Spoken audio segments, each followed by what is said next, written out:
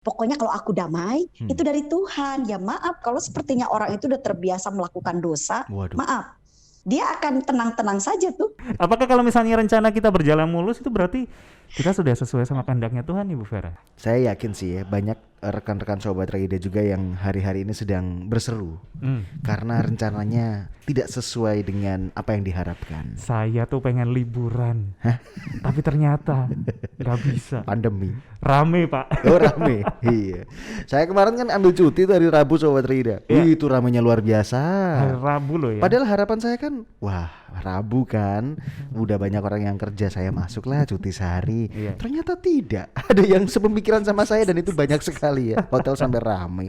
Nah, topik hari ini juga serupa yang sedang kita obrolkan barusan Sobat Traida. Rencana saya, benar, rencana saya itu berjalan penuh kendala. Apakah ini berarti Tuhan tidak berkenan? Apakah ini bukan rencana dan kehendak Tuhan? Itu yang sedang kita bingungkan. Bingung kan Anda Sobat Traida? Kalau ini banyak banget ya rasaan kendalanya ya. Ini kayaknya Tuhan gak berkehendak nih. Nah, kayaknya Tuhan gak berkehendak. Kita mau clearin hari ini. Kita mau bicara sama siapa? Kita akan bicara bersama Ibu Vera Daniel ya. Ibu Pendeta Vera Daniel dari GPDI Elohim Sidoarjo. Kita mau sapa dulu. Shalom Ibu Vera. Halo. Shalom Ibu Vera, halo. Shalom Pak Nathan, shalom Pak Jo, shalom Terima sahabat kasih Bahtera Yuda. sudah join di Bahtera Yuda FM. Bagaimana kabarnya Ibu Vera? Baik? Luar biasa. Wow. Tuhan kita baik. Tuhan. Puji Tuhan.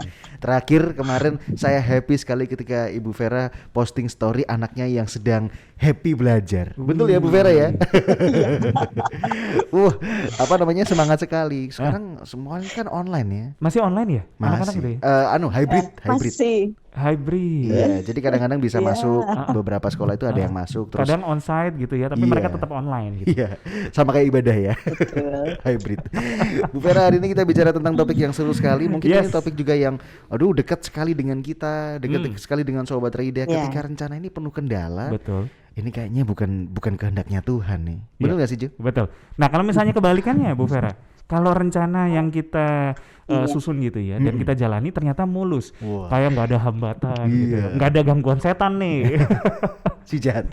Apakah kalau misalnya rencana kita berjalan mulus itu berarti kita sudah sesuai sama kehendaknya Tuhan, Ibu Vera? Atau gimana?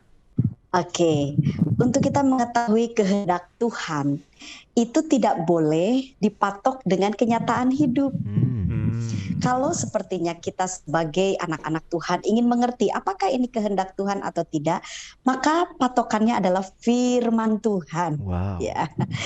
Karena kalau sepertinya kita betul-betul berjalan sesuai dengan firman Tuhan, meskipun kenyataannya buruk atau kenyataannya mulus, maka kita bisa pastikan kita sedang berjalan bersama dengan Tuhan. Jadi patokannya firman Tuhan ya. Oke, baik. Berarti saya akan kasih dasar deh. Silakan, Pak Nathan. Yesaya 55 ayat 8. Dikatakan firman Tuhan demikian. Sebab rancanganku bukanlah rancanganmu dan jalanmu bukanlah jalanku. Demikian firman Tuhan.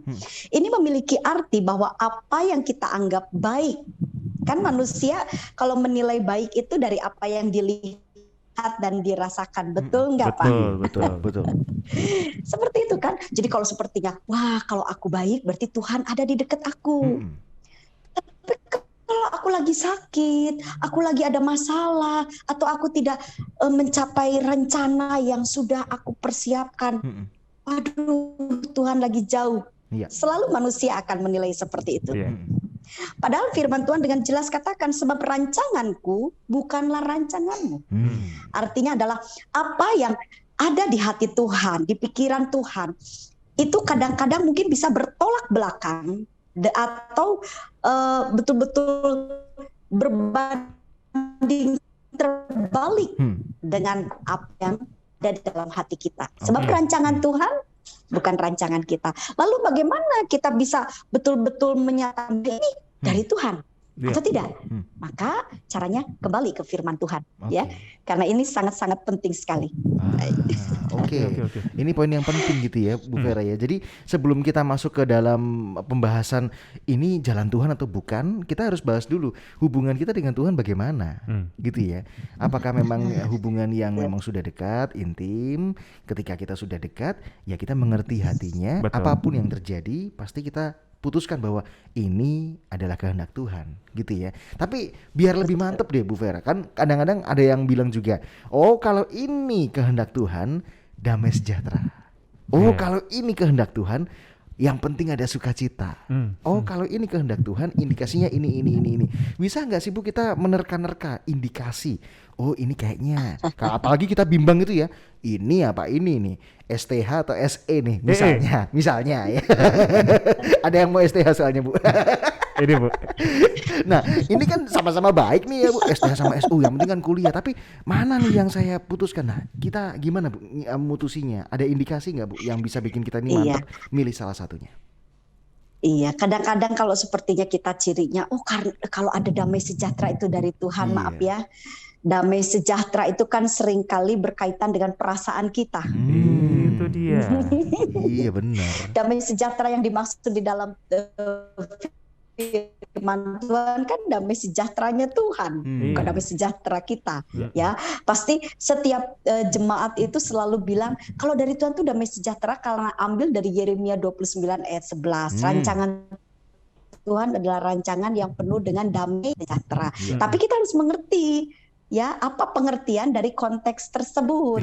Jangan kita artikan pokoknya kalau aku damai itu dari Tuhan. Ya maaf, kalau sepertinya orang itu udah terbiasa melakukan dosa, maaf, dia akan tenang-tenang saja tuh. Iya betul. Iya enggak Pak Nathan?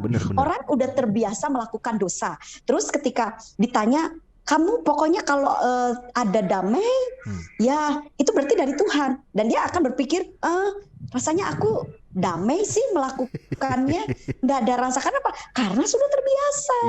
Hati-hati. Jadi kalau kita mau bicara indikasi atau ciri-cirinya seperti apakah, kalau kita ingin menilai bahwa kita ini ada dalam rencana Tuhan, saya tetap ajak kita lihat dalam Yesaya 55. Karena di Yesaya 55 ini memang sedang memberikan satu pengertian kepada seluruh umat ya. Kalau memang saat itu memang kepada bangsa pilihan, yaitu bangsa Israel. Tapi kalau sekarang kan untuk seluruh orang percaya.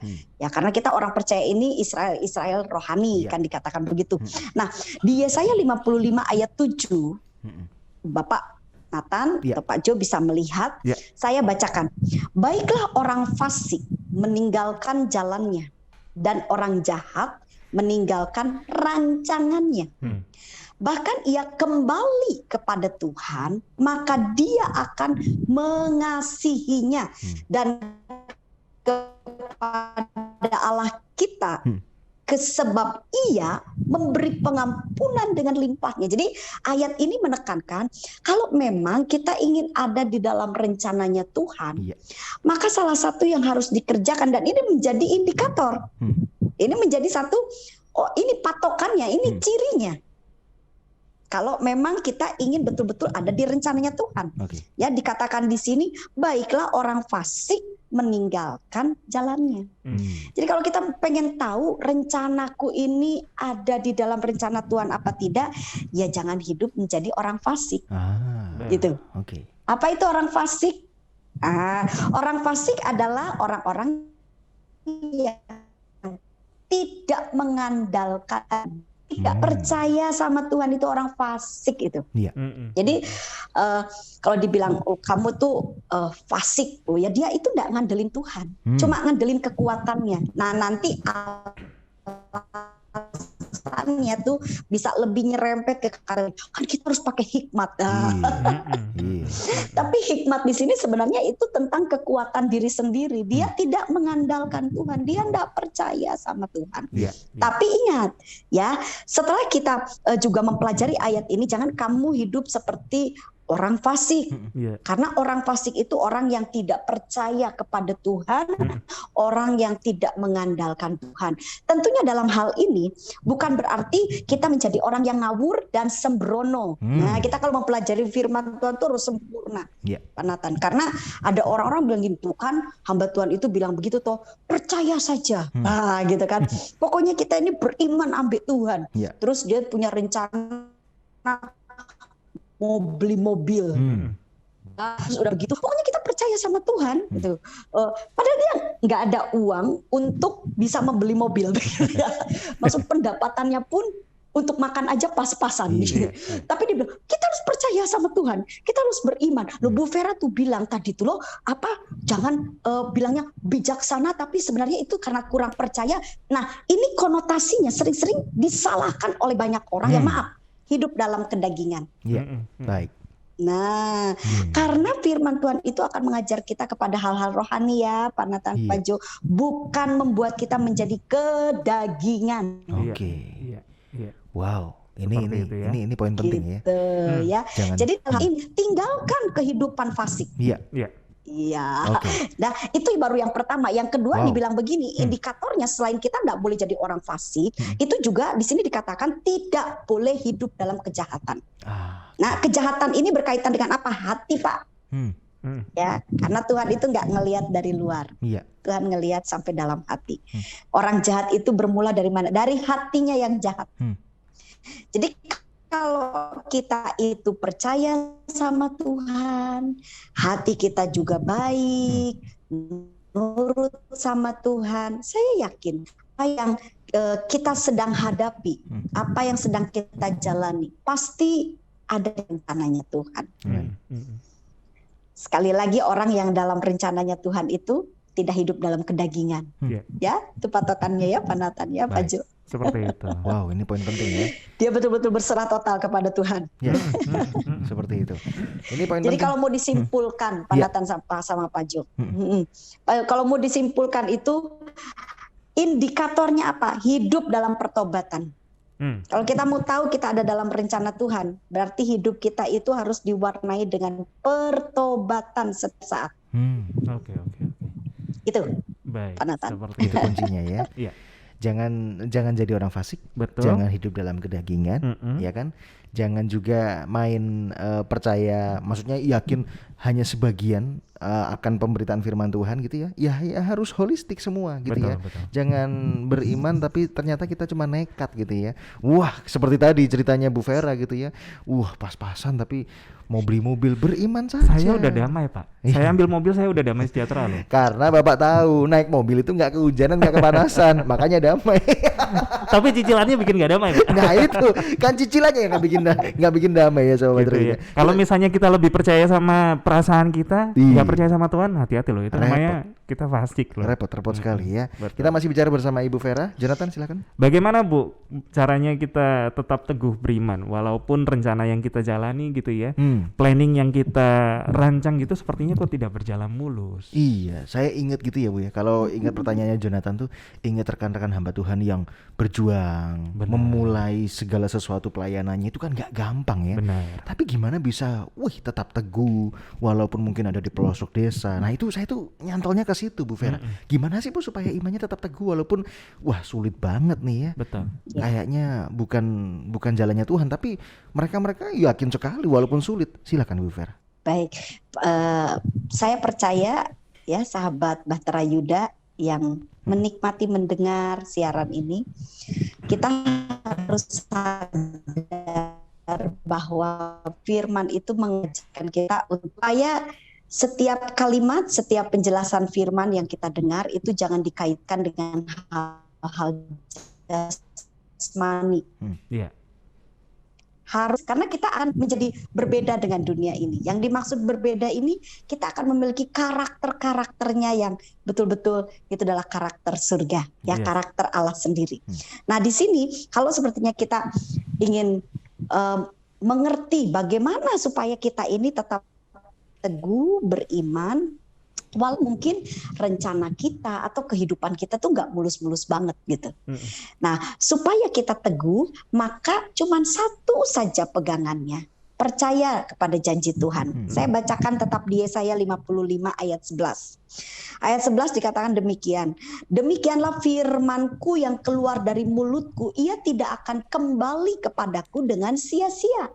Tetapi ia akan melaksanakan apa yang kukehendaki dan akan berhasil dalam apa yang kusuruhkan kepadanya. Sekali lagi, segala sesuatu yang akan berhasil dalam hidup kita adalah segala sesuatu yang dikehendaki oleh Tuhan. Yes. Bukan yang kita kehendaki, tapi Tuhan yang berkehendak.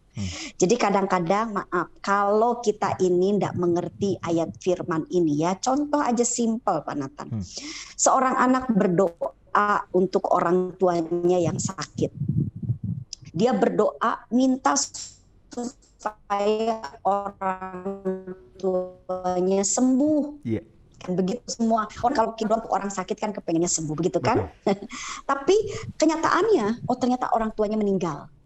Jika si anak tidak memahami kebenaran firman dengan baik, bahwa segala hal yang kita pelajari di dalam firman Tuhan itu patokannya harus betul-betul sesuai dengan kehendak Tuhan, bukan kehendak diri kita. Nah, kalau sepertinya kita memahami ini, maka si anak tidak akan lemah, tidak akan berat. Makanya ketika kita ingin kuat saat mungkin apa yang kita doakan serasa tidak dikabulkan, apa yang kita inginkan serasa itu tidak ada wujudnya, kita akan kuat kalau kita tuh pertama memegang janji Tuhan. Nah, bagaimana kita bisa pegang janji Tuhan? Tentunya kita harus memahami dulu firman Tuhan dengan baik. Yeah. Jadi intinya Pak Nathan, kita akan menjadi gereja yang kuat.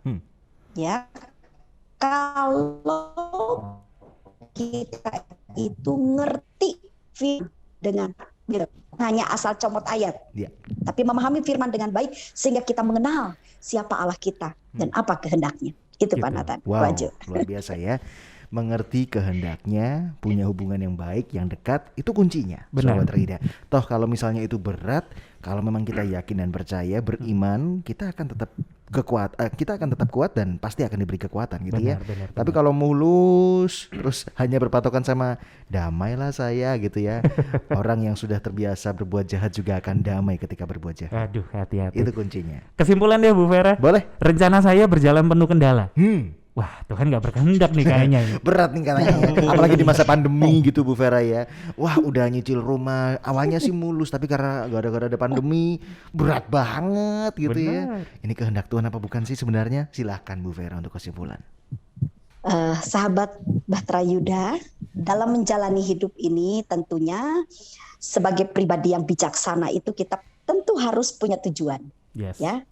Dengan pemahaman firman ini bukan berarti kita yang dikategorikan mengandalkan Tuhan itu yang mengalir saja, terus tidak ada tujuan, tidak ada visi, tidak ada misi. Buat saya itu kurang bijak. Jadi kita semua perlu ada tujuan, perlu ada perencanaan. Saudara rencanakan hidup saudara ini mau seperti apa. Tetapi pada waktu kita merencanakan hal yang baik atas hidup kita, libatkanlah Tuhan. Yes. Itu yang paling utama. Libatkan Tuhan. Nah, bagaimana caranya kita melibatkan Tuhan di dalam hidup kita? Tentunya Tuhan akan hadir dalam hidup kita. Kalau hidup kita benar, ya, tidak fasik, kita juga jahat, maka Tuhan akan hadir. Jadi melibatkan Tuhan itu bukan hanya sekedar berdoa. Jadi ada orang-orang, mau beli rumah, mau bangun rumah tangga, mau apa, pokoknya minta doa dari pendeta. Itu tandanya melibatkan. Bukan seperti itu. Melibatkan Tuhan artinya kita belajar benar. Kita belajar untuk melakukan apa yang Tuhan kehendaki. Itu melibatkan Tuhan. Dan kalau melibatkan Tuhan, percaya ya, itu saat Tuhan menjadi baik dan indah tepat pada waktunya. Amin. Luar biasa. Semoga obrolan kita di hari ini bersama Pastor Vera boleh makin menguatkan kita ya. Betul. Dan mungkin kalau Anda sudah denger gitu ya, waduh dari penjelasannya Ibu Vera kayaknya saya salah jalan nih. Langsung segera bertobat ya, langsung berbalik ya. Kalau memang ini bukan rencananya Tuhan, yuk sadar hubungan dekat dengan Tuhan adalah kunci. Pengenalan akan firman-Nya juga akan menjadi kekuatan buat kita semua ya. Yes. Baik, narasumber kami Ibu Vera ada Instagramnya Sobat Rida. Cukup rutin, cukup sering posting. Jadi Anda bakal berteman sama Ibu Vera lewat Instagram. Boleh, Anda bisa follow di Vera pakai F ya. Vera_Daniel_Sidoarjo. Nah, kalau belakangnya Surabaya berarti bukan Bu Vera. Beda lagi ya. Kalau Bu Vera pasti Sidoarjo. Iya, karena memang domisilinya di Sidoarjo. Pastor Vera, kami ucapin makasih banget. Ini satu hal yang sederhana walaupun tidak mudah untuk menjalankannya, tapi sering ditanyakan oleh para jemaat, para sobat Raida. Mudah-mudahan hari ini kita temukan jawabannya dan banyak jemaat yang atau banyak pendengar yang boleh diberkati oleh obrolan kita ya Ibu Vera. Terima kasih banyak. Amin. Buat waktunya Ibu Vera. Doa kami sehat selalu Ibu Vera sekeluarga. Amin. Untuk pelayanan juga semakin luar biasa ya. Tuhan memberkati Ibu Vera. Terima kasih. You are listening to pujian terbaik yang memberkati 96.4 Bahtera Yuda FM. The sound of faith, hope, and love.